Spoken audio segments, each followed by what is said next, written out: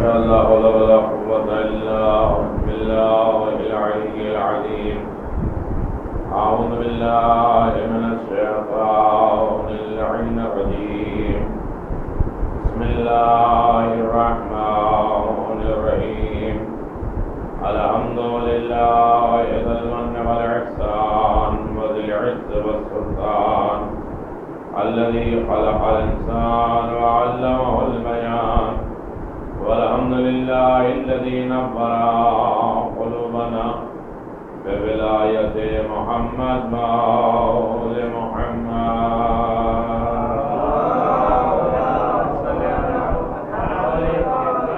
والحمد لله الذي نور قلوبنا بمصائب علي بن الحسين زين العابدين. الصلاة والسلام على نبي الرحمة وعلى آله الطيبين الطاهرين المعصومين المنتجبين. ولعنة الله على أعدائهم من الآن إلى قيام يوم الدين. آمين يا رب العالمين. أما بعد فقد قال الله تبارك وتعالى في محكم كتابه المبين وهو أصدق الصادقين وقوله الحق. بسم الله الرحمن الرحيم. فسبح بحمد ربك وكن من الساجدين واعبد ربك حتى يأتيك اليقين. صلوات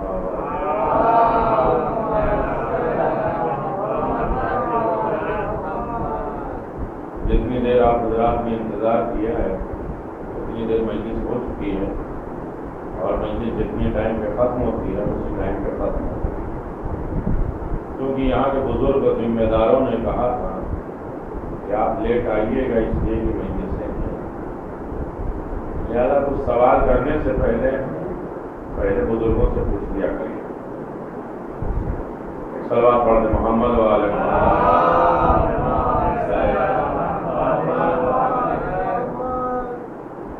گفتگو عظمت امام زین العابدین علیہ السلام پہ چل رہی تھی. میرے چوتھے امام زین العابدین علیہ السلام نے یہ رات ہو جانے کا مطلب یہ نہیں کہ امام کے اوپر صلوات بھی نہیں پڑھیں.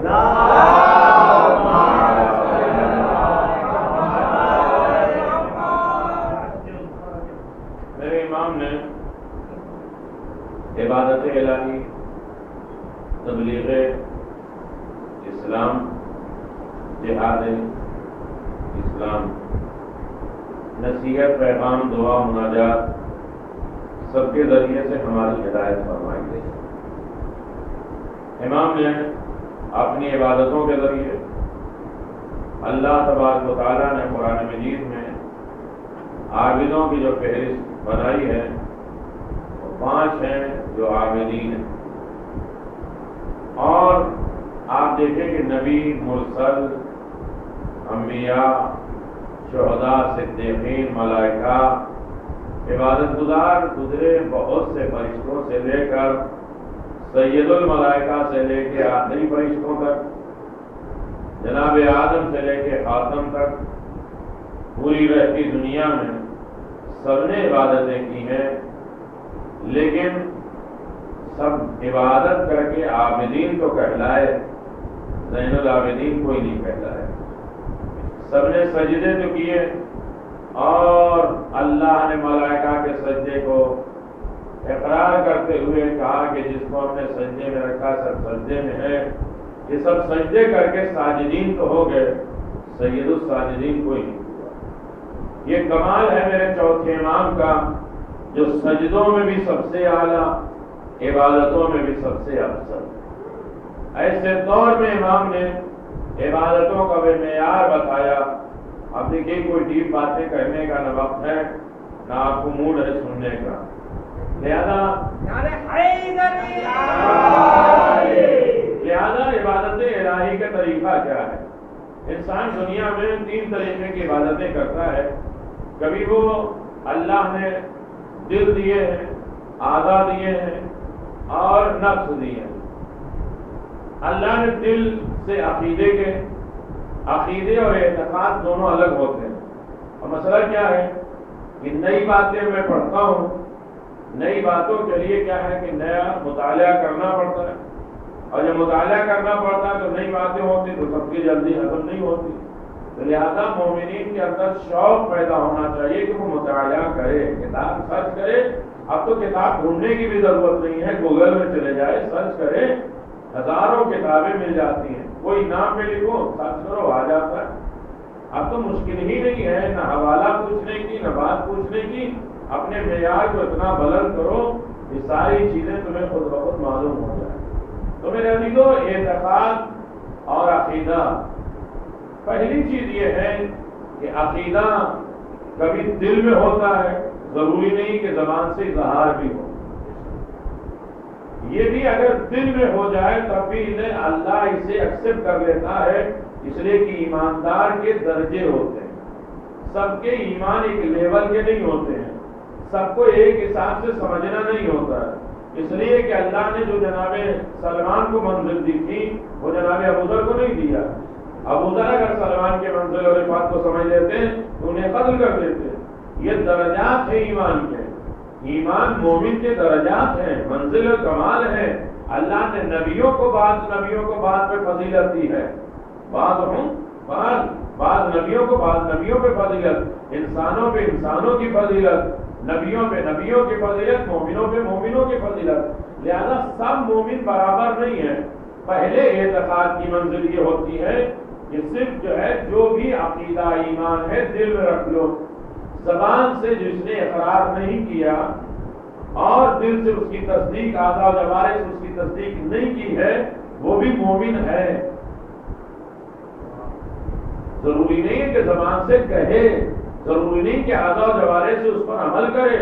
آپ کہیں گے دلیل، پھر کہیں گے آپ کے ساتھ فرعون کے دربار میں ان کی بیوی جناب آسیہ نہ زبان سے اقرار کر رہی ہیں، نہ اعضاء و جوارح سے عمل کر رہی ہیں، بلکہ دل میں عقیدہ رکھ لیا ہے کہ یہ غلط ہے، وہ صحیح ہے۔ توجہ کریے گا، یہ جو میرا شوہر ہے وہ خدا نہیں ہے، خدا وہ ہے، لیکن زبان سے نے اقرار کیا، نہ اعضاء و جوارح سے اس کی دلیل نے اس کی یقین کی منزل پر پہنچایا۔ کبھی عقیدہ ہوتا ہے جس کا دل میں بھی رکھنا ضروری ہے، زبان سے اقرار کرنا بھی ضروری ہے۔ توجہ کریے گا، بہت سے موقع آتے ہیں زبان سے اقرار کر لیا لیکن اعضاء و جوارح سے اس پر عمل نہیں کر رہے، اس کی بھی مثالیں کائنات میں بہت سی ملتی ہیں۔ لیکن اس کے بعد تیسری منزل ہوتی ہے کہ جو انسان دل میں بھی رکھے، زبان سے اقرار بھی کرے اور اعضاء جوارح اس کی گواہی بھی دے۔ پھر اس کے بعد ہوتی ہے چوتھی منزل ایمان کی۔ ایمان کی چوتھی منزل وہ ہوتی ہے جہاں انسان سب کچھ اچھائیوں کی پر عمل تو کرے لیکن محرمات حرام چیزیں اس سے چھوٹنے نہ پائے، وہ بھی مومن ہے۔ پھر پانچواں ایمان کے دائرے میں ایسا ہے کہ پانچواں دربار وہ ہے کہ جہاں انسان دل میں بھی ایمان رکھے، زبان سے بھی اقرار کرے، اعضاء و جوارح سے عمل بھی کرے اور وہ تمام محرمات حرام چیزوں سے پرہیز بھی کرے۔ اس کے بعد کوالٹی بڑھتی جاتی ہے، کبھی انسان مکروہات میں چھوڑتا جاتا ہے، کبھی مباح چیزیں ہیں اسے چھوڑتا جاتا ہے، پھر اس کے بعد یقین کی کیفیت آتی ہے۔ تو عبادت اگر سمجھنا ہے تو آسان نہیں ہے، جس کے ذریعے عبادت سمجھی جائے۔ آواز یا سنو، عبادت کرنا، سجدہ کرنا، جو اللہ نے 10 جگہوں پہ قرآن مجید میں اعلان فرمایا کہ اللہ سجدے کو پسند کرتا ہے۔ جب بندہ سجدے میں جاتا ہے، سجدہ شکر کرنا، تو اللہ اس بندے کو بہت پسند کرتا ہے۔ جو بندہ نوافل پڑھتا ہے اللہ اسے بہت پسند کرتا ہے، جو اللہ نماز شب پڑھتا ہے اللہ اسے بہت پسند کرتا ہے۔ یہ سجدوں کی بات ہے۔ سجدہ کہتے کسے ہیں؟ سجدہ 1-1.5 کلو کے سر جھکانے کا نام سجدہ نہیں ہے۔ انسان کے جتنے امتیاز ہیں سب کچھ سر میں ہے۔ انسان کے جتنے امتیاز پائے جاتے ہیں، سارے مخلوق سے الگ جو انسان سمجھا جاتا ہے، وہ ساری چیزیں کس میں پائی جاتی ہیں؟ سر میں پائی جاتی ہیں۔ دیکھنے کی طاقت سر میں، سننے کی طاقت سر میں، بولنے کی طاقت سر میں، سونگنے کی طاقت چکھنے کی طاقت، سمجھنے کی طاقت، سب کچھ سر میں ہے۔ اسی لیے جب احرام باندھوایا جاتا ہے تو احرام باندھنے کے لیے حکم ہے کہ اپنے سر کو مرد نہ چھپائیں۔ تو وہاں یہ بھی بیان کیا جاتا ہے کہ موبائل سے اپنے کان کو نہ چھپاؤ۔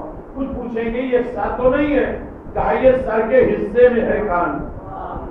اب جب ایک انسان سجدہ کرتا ہے تو سجدے کا مطلب یہ نہیں کہ اپنے سر کو جھکا لیا، اپنی آنکھوں کو جھکایا، اپنے کان کو جھکایا، اپنی زبان کو جھکایا، اپنے سوچنے کی، سمجھنے کی طاقت، بولنے کی طاقت، سننے کی طاقت، سمجھنے کی طاقت، دیکھنے کی طاقت، جتنے بھی ایک انسان کے امتیاز ہے سب کچھ اس نے سرنڈر کر دیا خدا کی بارگاہ میں۔ سرنڈر کر دینے کا مطلب یہ ہے کہ میرے عزیزو اب جب سر اٹھا تو یہ بتلانا ہے، اب آنکھ سے ہم نے سجدہ کیا ہے، اب آنکھ سے وہ دیکھوں گا جو تو دکھوائے گا، کان سے وہ سنوں گا جو تو سنائے گا، زبان سے میں وہ بولوں گا جو تو بلائے گا، دماغ سے میں وہ سوچوں گا جو تو سجوائے گا۔ ایسا ایک سجدہ کر لو اسلام کی بقا کا ضامن بن جاتا ہے۔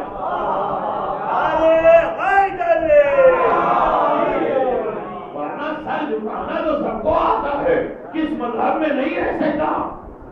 ہر مذہب میں سجدہ پایا جاتا ہے۔ وہ الگ بات ہے کہ مسلمانوں کے علاوہ رکوع کوئی نہیں کرتا، لیکن سجدہ سارے مذہب میں پایا جاتا ہے۔ لیکن سب کے سجدوں سے ہمارا سجدہ الگ کیسے ہوگا؟ اس لیے کہ صرف سر نہیں جھکے گا، سارے امتیازات جھک جائیں گے۔ اب یہاں تک آپ آ گئے ہیں تو میرے ابھی تو یہی منزل تمام کر دیا، سارے امتیازات جھک جائیں۔ اس محلے میں، اس بستی میں آپ رہتے ہیں، وہاں بھی دیکھتے ہوں گے کہ توحید پرست لوگ اتنے زیادہ مضبوط ہیں کہ وہ اپنی مسجدوں میں بھی ایک مینار رکھتے ہیں کہ اللہ ایک ہے تو ایک ہی مینار۔ کیا ہوا کیا؟ توحید پرست جو اللہ کسی کو نہ مانو، اللہ ایک ہے، اللہ ہی کو مانو، اللہ کو مانو، وہ اپنی مسجدوں میں بھی مینار ایک ہی بناتے ہیں۔ تو میری صرف اتنی گزارش ہے کہ جب توحید پرست اتنے ہو کہ بھئی جب نماز تم پڑھتے ہو تو الحمد ایک ہی مرتبہ پڑھتے ہو، ایک رکعت میں سورہ ایک ہی مرتبہ پڑھتے ہو، رکوع ایک ہی کرتے ہو، اٹھتے ایک ہی مرتبہ ہو، بیٹھتے ایک ہی مرتبہ ہو، سجدہ دو کیوں؟ جب اللہ ایک ہے تو ایک رکعت میں سجدہ ایک ہی ہونا چاہیے، سجدے دو کیوں؟ ہو سکتا ہے کوئی بھی توحید پرست اس کا جواب نہ دے سکے، لیکن ہاں زین العابدین کا شرح ہے، عظمت زین العابدین پر آنا ہے اور بات یہی تمام کریں۔ میرے عزیزو اگر کسی سے پوچھو جو سجدہ کسے کہتے ہیں، کیا سر جھکا دینے کا نام؟ نہیں، 7 اعضاء زمین پہ ٹک جائے اس کا نام ہے سجدہ۔ ٹھیک ہے، نہ ہو ہمارے شب کا وقت تو ہو ہی گیا۔ دونوں گھٹنے ٹیکے جائیں، دونوں پیر کا انگوٹھے، دونوں ہاتھ کی ہتھیلی، پیشانی، یہ 7 اعضاء ٹک جائیں تو اسے کہتے ہیں سجدہ۔ ارے نہیں میرے عزیزو، اب کوئی پوچھے جب توحید پرست ہو تو ایک ہی سجدہ کا صرف 7 اگر اعضاء ٹک جاتے سجدہ ہو جاتا، اسے ہمیں سجدہ ماننا نہیں ہے تو سجدے کرو تاکہ 7 گنا ڈبل ہو جائے، 14 کا تصور آ جائے سجدے میں، 14 کا تصور ہو جائے تو سجدہ سجدہ کہے جانے کے قابل ہو جائے۔ میں نے کہا پھر بھی 2 سجدہ کیوں؟ کہ ایک سجدہ تعبدی ہے، ایک سجدہ تعظیمی ہے۔ عظمت کے لیے بھی کسی کا سجدہ ہوتا ہے اور عبادت کسی کی خدا سمجھ کے بھی سجدہ ہوتا ہے۔ اب ہم سے نہ کہا کرو کہ آل محمد کے در پہ جب پہنچتے ہو تو سجدہ کیوں کر لیتے ہو؟ میرے عزیزوں انہیں خدا سمجھ کے سجدہ نہیں کرتے بلکہ خدا کا شکر ادا کرتے ہیں، اے میرے اللہ ان کے در تک تم نے پہنچا دیا، ان کے در تک تم نے پہنچایا ہے۔ یہ آل محمد کے در تک پہنچنا ہمارا شرف نہیں ہے، یہ توفیق الہی ہے۔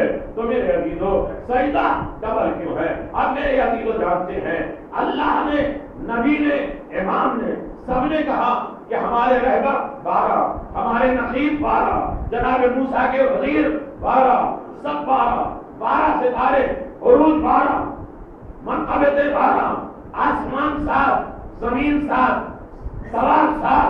یہ 7 کیوں ہے؟ زمین دن 7 کا اس لیے کہ اللہ نے، اب پھر آپ کہیں گے کہ حوالہ، میرے عزیزو کامن سینس میں حوالے نہیں ہوتے، سنو اور یاد رکھو، یہ یاد رکھو، زمین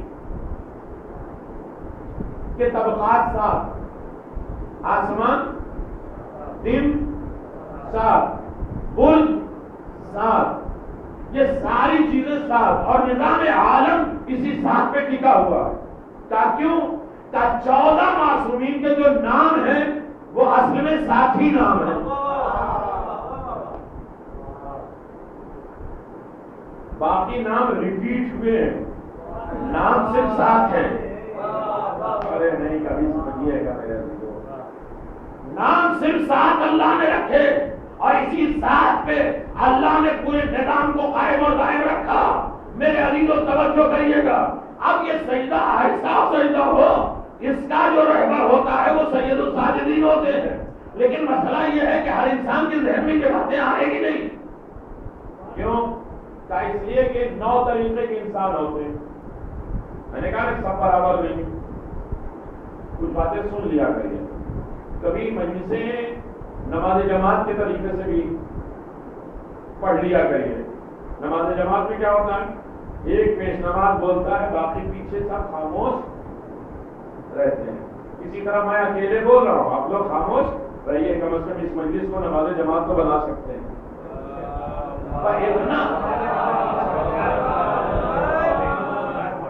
اتنی صرف میں بلواتا اس لیے ہوں، ایک ریکارڈنگ چل رہی ہے، کہیں ایسا نہ ہو کہ لوگ کہیں کہ اسٹوڈیو میں ریکارڈ ہو رہی ہے مجلس، لہذا آپ بولیں تاکہ آپ کو محسوس ہو سکے کہ ہاں آپ بھی بچے ہیں۔ مل جل کے سلوات پڑھتے مولانا۔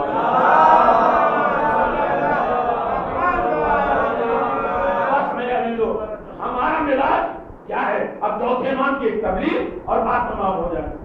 7 ساری چیزیں، لیکن 9 طریقے کے انسان، لیکن اچھے انسان 7 ہی، اس میں سے 2 انسان بڑے خراب ہیں۔ اللہ نے پیدا کیا، فخر کیا، اور پیدا کرنے کے بعد کہتا ہے مجھ سے بہتر پیدا کرنے والا کون ہے؟ اشرف ترین مخلوق بنایا، آپ کہیں گے برا انسان کون ہے؟ تو اللہ نے سب کے نام بتائے، 9 انسانوں کے نام بتائے۔ ایک ذہن تک بھی بات پہنچے گی نہیں پہنچے؟ 9 انسان بتائے، جس میں سے 7 انسان اچھے، 2 انسان برے، تو کیا اللہ نے برا بنایا؟ یہ خود انہوں نے اپنے آپ کو برا بنا لیا، اور پورے 2 لوگوں نے پوری سوسائٹی، پورے ماحول، پورے بازار، پورے گھر، پورے خاندان، پورے قبیلے میں ہر طرف تفریقہ ڈالا ہے۔ ایک وہ ہے ان الانسان عجولا، قرآن نے کہا بے شک انسان عجولا ہے، ان الانسان جہولا، بے شک انسان جہولا۔ ایک انسان وہ ہے جو جاہل ہے، ایک انسان وہ ہے جو جلد باز ہے۔ زندگی میں حوصلہ چاہیے۔ میں نے اتنے دن 6 دن کی گفتگو یہ حوصلہ بنانے کے لیے کہ چوتھے امام کا تذکرہ کرنا ہے اور عظمت امام زین العابدین پہ گفتگو کرنا ہے، تو تھوڑا سا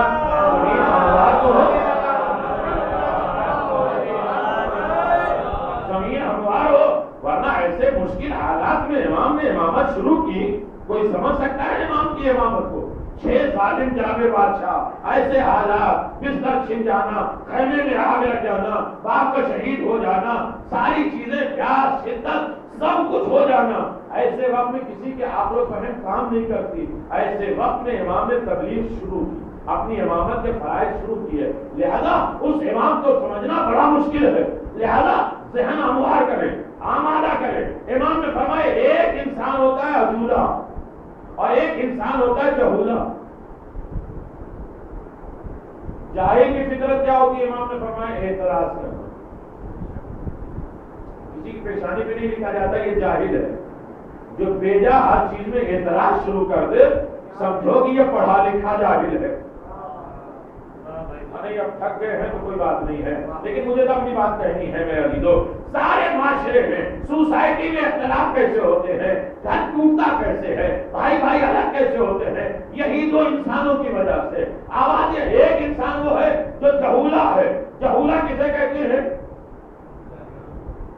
جاہل دو طریقے کے ہوتے ہیں، نہیں، ایک جاہل مفید، ایک جاہل مرکب۔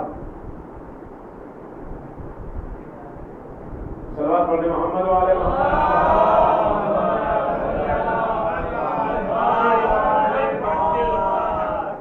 بابا نے بدل تو میں نے نہیں کہا۔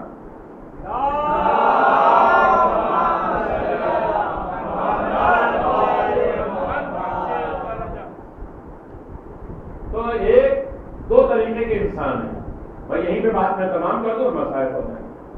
دو طریقے کے انسان پائے جاتے ہیں۔ دیکھیے ہر دن گفتگو میں میری تین چیزیں ضرور رکھیں گے، چاہے جتنے ہم فضائل پڑھیں گے۔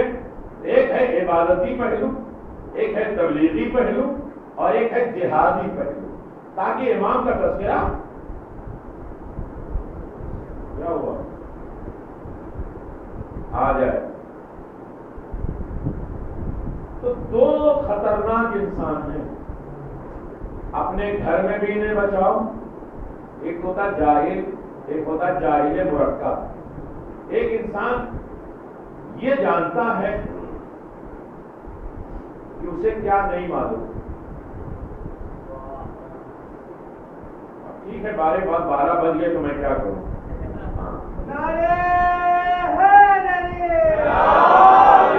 ایک جاہل ہوتا ہے جسے یہ معلوم ہے کہ اسے کچھ نہیں معلوم، اور ایک جاہل مرکب ہوتا ہے جسے یہ بھی نہیں معلوم کہ اسے کیا نہیں معلوم۔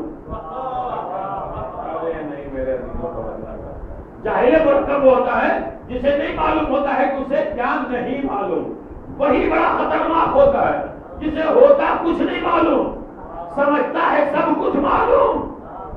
تو فرش ادا اسی کے لیے ہے کہ آؤ اپنی جہالت کو یہاں دور کرو، جو نہ معلوم ہو وہ معلوم کر کے جاؤ۔ باہر آواز سن کے اعتراض کرنا یہ جہالتوں کی علامت ہے۔ فرش ادا پہ آؤ، علم کے میدان میں بیٹھ کر جاؤ۔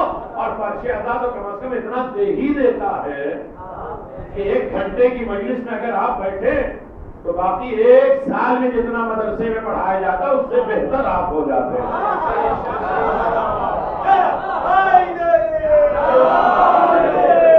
بہت دیر سے میں گفتگو کر رہا ہوں اور بات تمام ہو رہی ہے۔ میں گزارش یہ کر رہا تھا کہ 9 طریقے کے انسان پائے جاتے ہیں، اور 7 لوگوں کی ساری چیزوں کی فضیلت ہے۔ سجدے میں آدھا ساتھ، آسمان ساتھ، زمین ساتھ، طواف ساتھ، صحیح ساتھ، ہر نظام ساتھ۔ اللہ نے تمام 14 معصومین کے نام بھی 7 رکھے ہیں۔ تو اللہ نے کہا 7 طریقے کے انسان اچھے ہیں، اور 2 بڑے خطرناک۔ ایک انل انسان جہولا، ایک انسان جو وہ جاہل ہے، اللہ کہتا ہے، اور انل انسان عجولا، ایک انسان وہ ہے جو جلد باز ہے، چاہتا ہے ہتھیلی پہ سرسوں جم جائے، ابھی جو میں نے سوچا وہ ابھی ہو جائے، ابھی ہم نے چاہا تو ہو جائے۔ میں صلوات پڑھ دیں محمد والے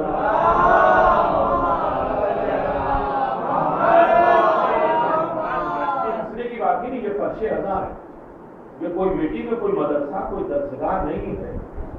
یہاں 14 معصومین ہیں، ہماری بد نصیب آنکھیں نہیں دیکھ پاتی ہیں، لیکن ہمیں اسی طرح آمادہ، جس طرح آپ ماشاءاللہ سن رہے ہیں دن سے غور سے۔ میں یہ گزارش کروں، ایک انسان وہ ہے جو جلدباز ہے، ایک انسان جو ہے جاہل ہے۔ امام چوتھے امام کہتے ہیں جو جاہل ہوتا ہے اس کا رزلٹ کیا ہوتا ہے جانتے ہیں، پہچانتے ہیں؟ جو بیجا اعتراض کرے، ہر چیز میں اس کو اپنی ساری باتیں اچھی لگے۔ ارے میں نے اس اعتبار سے کہا تھا، میں نے اس سوچ سے کہا تھا، آپ میرے آئیڈیا سے سمجھتے نہیں، میرے حساب سے غور کرتے نہیں۔ میرے علی لوگ جہاں دوسرے نے کیا، ارے ماما کا تو ایسے چلانا چاہیے، مسجد تو ایسے کرنا چاہیے، یہ زمین ایسے کرنا چاہیے، وہ ایسا کرنا چاہیے، گھر کا نظام ایسا کرانا چاہیے۔ میرے علی لوگ پہلے اپنے گھروں کو دیکھو۔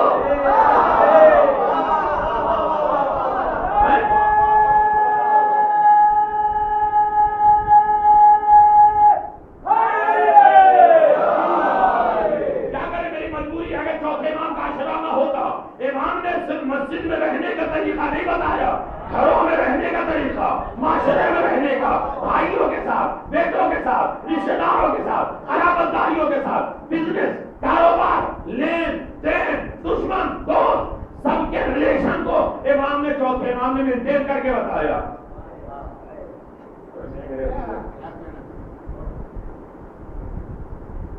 کیا ہے؟ کیا ہے؟ خاموش مزاج ہے، لیکن یہاں باہر نہیں.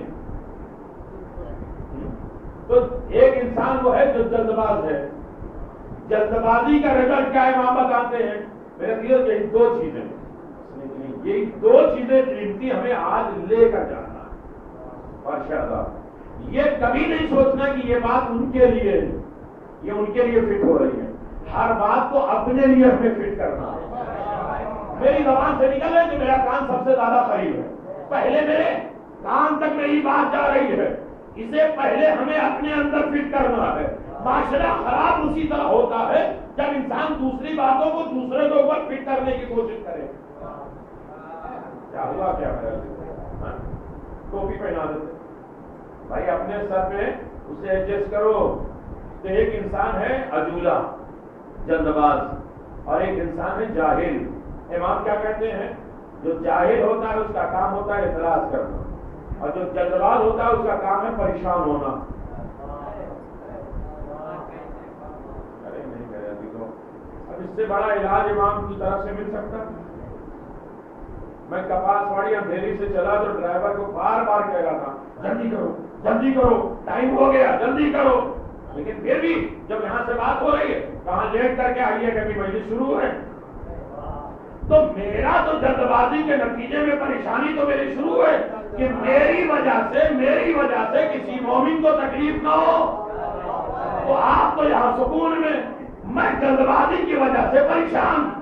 کہا جس کے اندر جلد بازی کا مادہ پیدا ہوتا ہے وہ ہر عالم میں پریشان رہتا ہے. کیا بات ہے؟ کیوں چہرے اترے؟ ہمیں پریشانی ہے. بھائی کیا پریشانی؟ جو سوچتا وہ ہوتا نہیں. کہ بھائی آپ سوچنے والے ہیں کون؟ اگر آپ اتنی پاورفل ہیں تو ایک پاؤں اٹھا کے کھڑے ہو جائیے، تھوڑی دیر کے بعد دوسرا پاؤں بھی اٹھا لیجیے. کہ نہیں تھوڑا سا ہم مجبور ہیں، تھوڑے سے محتاج ہے، تو کچھ اپنے اوپر رکھو، کچھ خدا کے اوپر رکھو، کچھ امام کے اوپر بھی رکھو نا. ہر چیز ہم ہی کر لیں گے، دیکھ لیں گے آپ کو. ابھی کیا دیکھ لو گے؟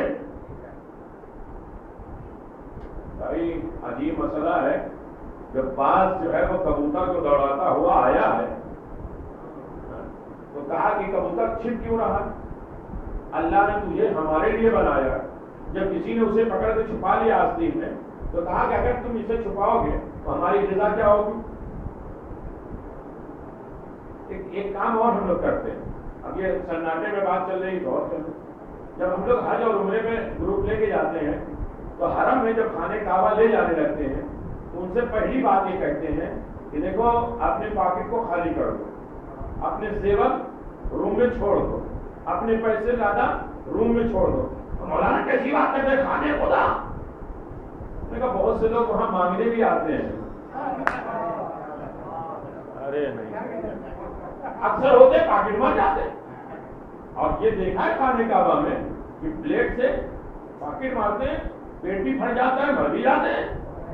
بھائی خانے کعبہ یہ بھی ہو. تو میں اکثر یہ کہا کرتا ہوں کہ جہاں تم لے کے جاتے ہو پیسے وہاں خدا سے بہت سے مانگنے والے بھی آتے ہیں. تو میرے علی تو جہاں آپ کام کرتے ہیں وہاں محافظ بھی ہیں کہ میں ایسا کر دوں گا. ہو سکتا ہے بچانے والا زیادہ طاقتور ہو.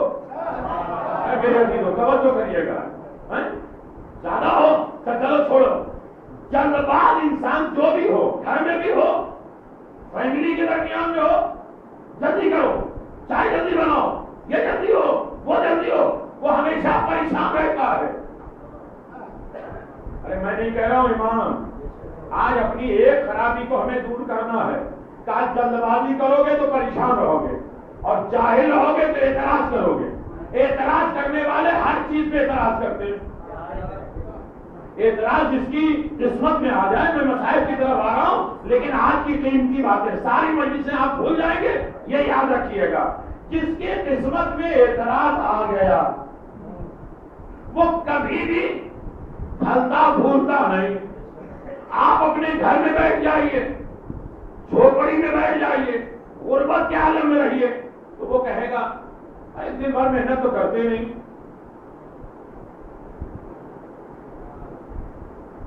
غریبی فقیری تو رہے گی، محنت تو کرتے نہیں، جب پیسہ آ جائے تو کہاں سے آ گیا؟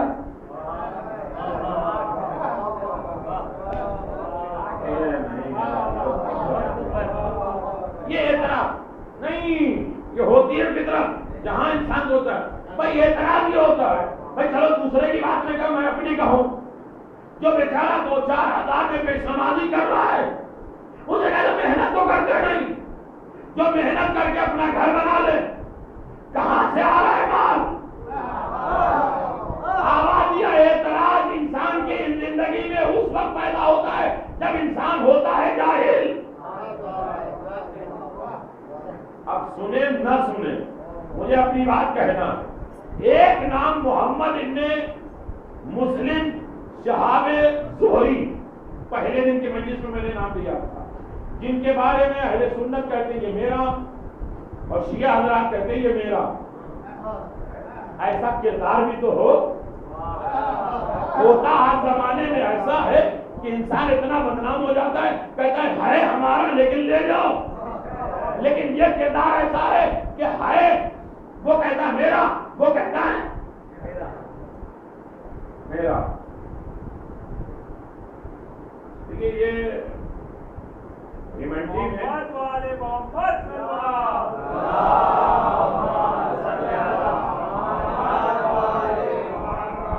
بامبے میں رہنے والوں کی عادت بن ہی جاتی ہے، وہ چاہے ٹرین کی پٹری کے کنارے ہوں، ٹرین ہو یا جو ہے وہ کپڑا دھونے والے مشینوں کے سامنے ہو، تو جب تک آواز نہیں آتی انہیں نیند نہیں آتی۔ ہم یہ سوچتے ہیں اتنی اونچی آواز میں مائک میں بول رہا ہوں تب بھی نیند آ رہی ہے، تو وہ کہتے ہیں نہیں آواز نہیں آئے گی تو نیند نہیں آئے گی، ارے اتنی زور شور سے میں بول رہا ہوں تب بھی نیند آ رہی ہے۔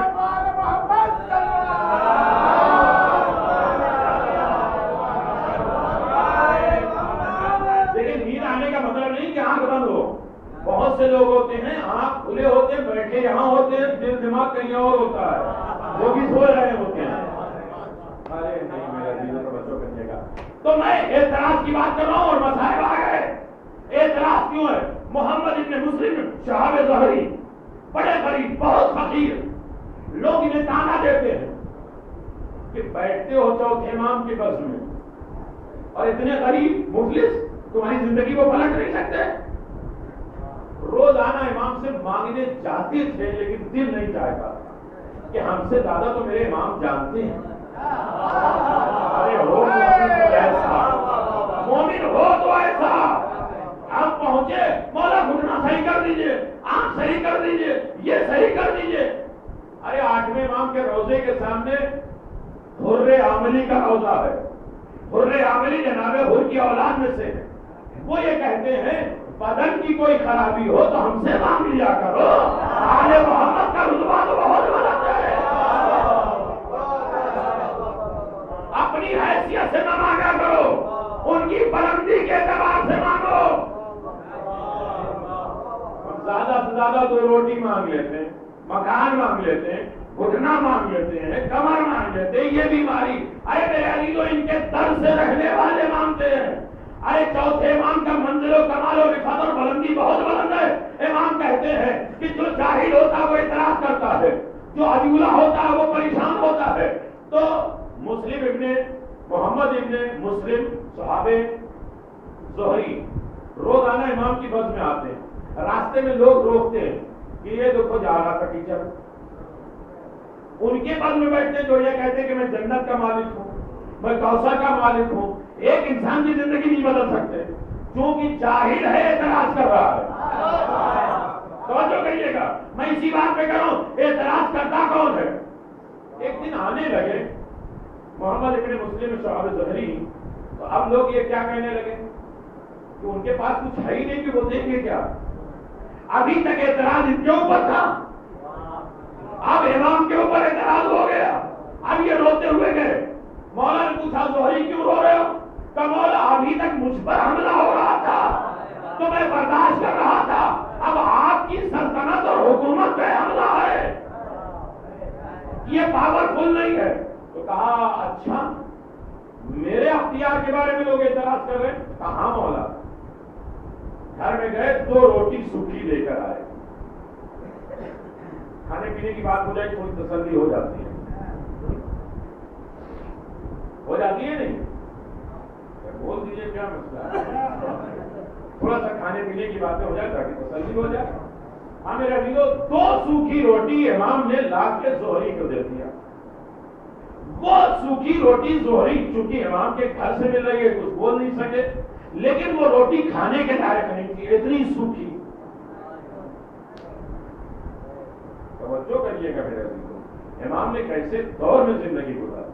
لیکن زہری کیا کہتے ہیں؟ مچھلی کی دکان پہ آتے ہیں، مچھلی والے سے کہتے ہیں یہ روٹی ایک رکھ لو، مچھلی دے دو۔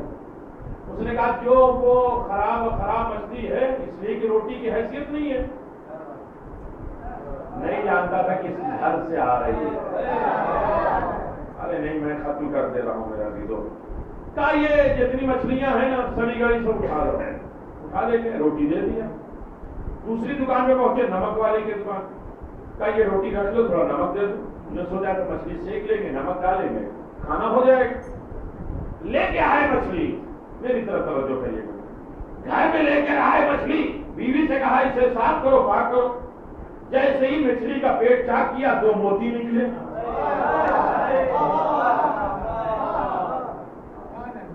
اپنے حساب سے نہ دیکھا کرو کہ امام کی طرف سے کیا ملا، اس کے اثرات کیا ہیں، اندر پوشیدہ کیا ہے۔ جب نکالا تو 2 موتی، جیسے 2 موتی نکلے دروازے میں کسی نے لاک کیا تھا، پلوام کیا، دیکھا وہی مچھلی والا، یہ ڈر گئے کہیں ایسا نہ ہو کہ وہ مچھلی واپس لے جائے اور کہے گی یہ روٹی کسی عالم میں نہیں ہے، واپس دے دو۔ اس نے کہا روٹی تو بڑی خراب ہے، کھانے کے لائق نہیں ہے، تم روٹی بھی رکھو مچھلی بھی رکھو۔ امام کے آقا کیا ہے اور ایک انسان کے اعتراض کیا ہے۔ دوسرے وقت پھر دوسرے ٹائم وہ آ گیا نمک والا، اس نے کہا روٹی بھی رکھو نمک بھی رکھو۔ اب 2 قیمتی موتی نکلے مچھلی کے پیٹ سے، اور جیسے ہی روٹی دونوں واپس آ گئی، پھر کسی نے نوک کیا، امام کا غلام تھا، انہوں نے کہا زہری تمہارا کام ہو گیا، روٹیاں واپس کر دو۔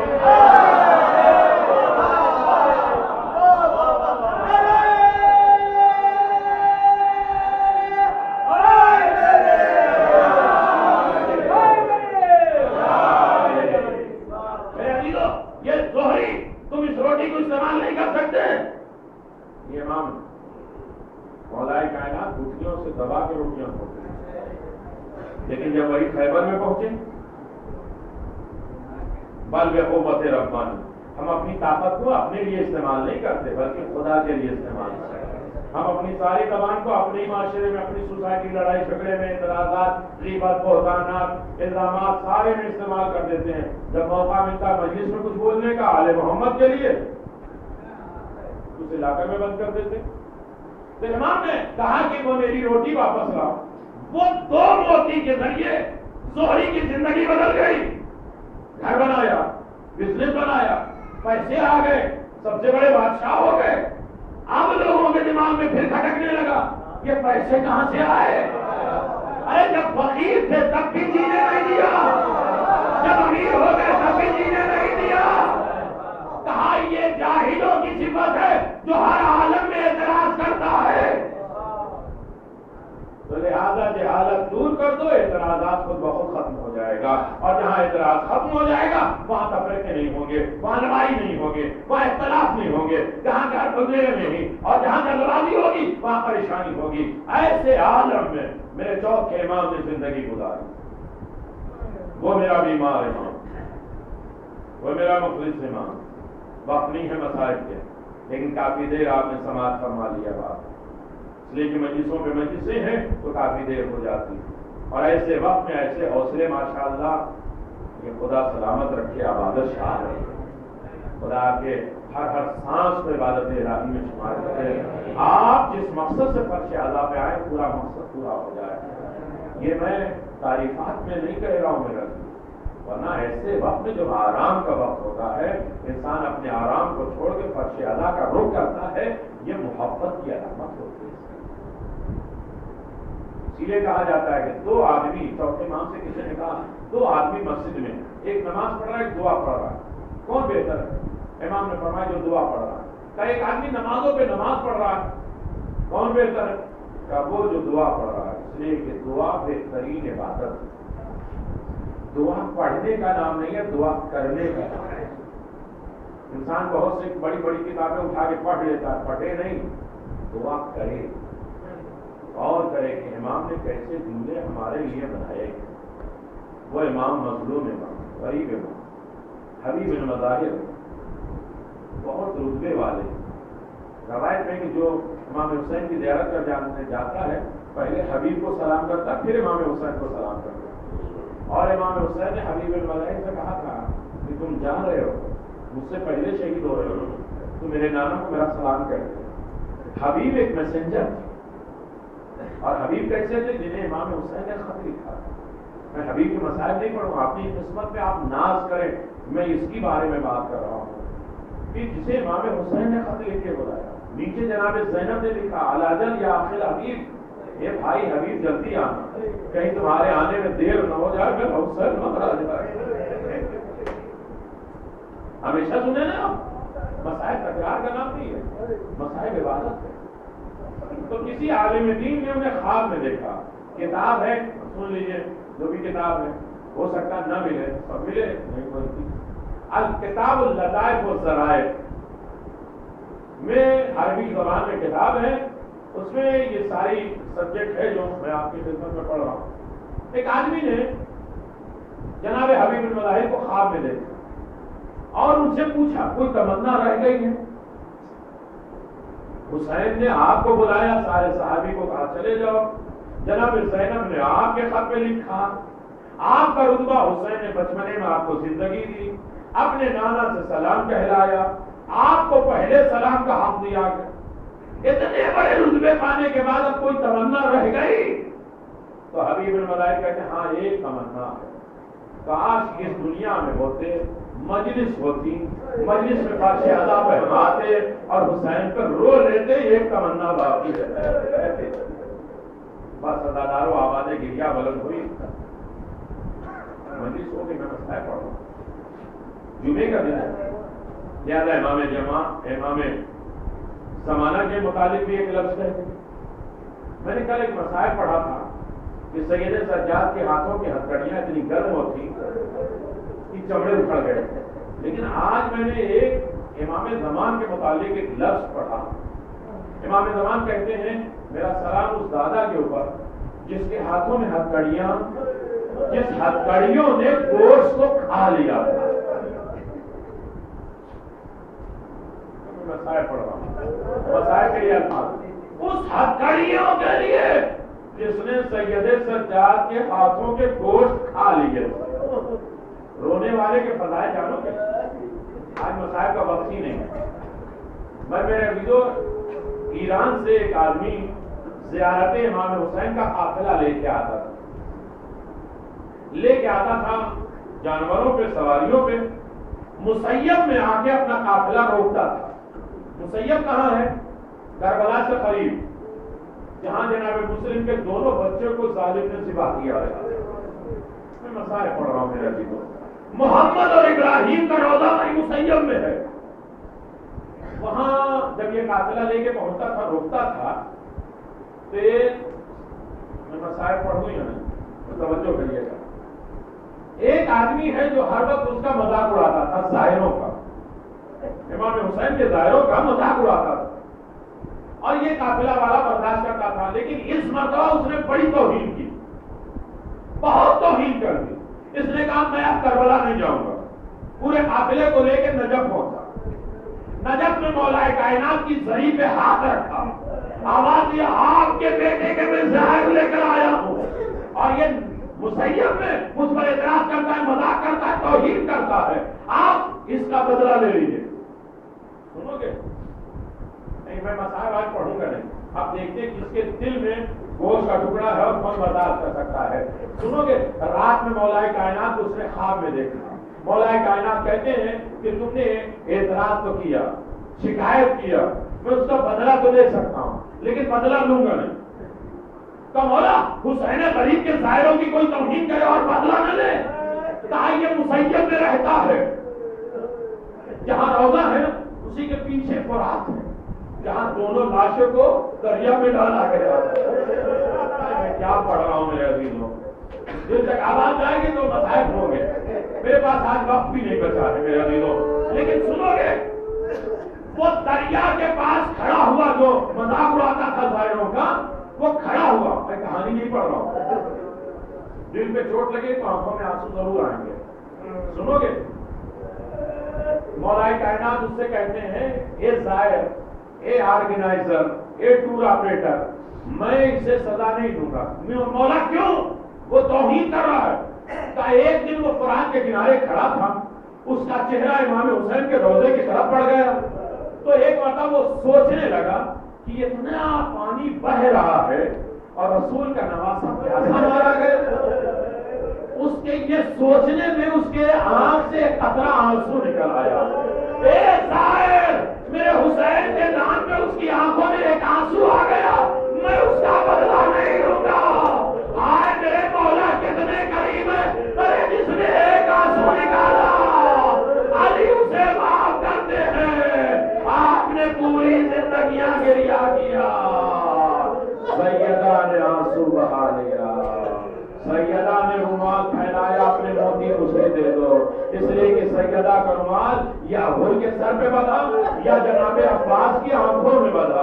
اور کتنے خوش نصیب وہ مومن ہے کہ جب آنکھوں میں آنسو آتے ہیں تو سیدہ کا وہی رومال ان کی آنکھوں کے سامنے آ جاتا ہے. جزاک اللہ خیر. الا لعنت اللہ علی قوم الظالمین. سیعلم الذین ظلموا علی من قلبی ينقلبون. پروردگار ہمیں اہل بیت میں رونے کی دولت عنایت فرما, ہر طریقے کے اعتراضات سے بچنے کی دولت عنایت فرما, ہمیں جہولا اور عجولا سے نجات دے دے, ساتھ انسانوں کے ساتھ ہمیں رہنے کی زندگی میں شرط, ہمارے گھر کو آباد و شاد فرما, بیجا اعتراضوں سے ہمیں محفوظ فرما, پریشانیوں سے محفوظ فرما. سید سجاد کا اشرا ہے میرا اللہ, روحانی جسمانی جو بھی مرض ہے اسے دور فرما, شفاء کاملہ عاجلہ عنایت فرما.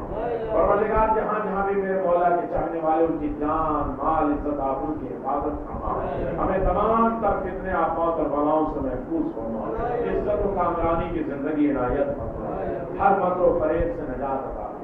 جس طرح ہم سکون کے ساتھ عزاداری کر رہے ہیں, آنکھوں میں آنسو آئے تو کوئی رخسار پہ تماشا لگانے والا نہیں ہے, کوئی سزاداری کو روکنے والا نہیں ہے, کوئی اس میں بلاش کرنے والا نہیں ہے. میرا اللہ جہاں جہاں بھی عزادار ہوں ان کی اسی طرح جان مال عزت آبرو کی حفاظت کرتے ہوئے ان سکون کے ساتھ عزاداری کرنے کی دولت عنایت کرے. کہ میرے مولا روزوں کی حفاظت فرما, روزوں کی جو حفاظت کریں ان کی بھی حفاظت فرما. ہمیں دنیا میں اور آخرت میں زیارت حسین اور شفاعت حسین نصیب فرما.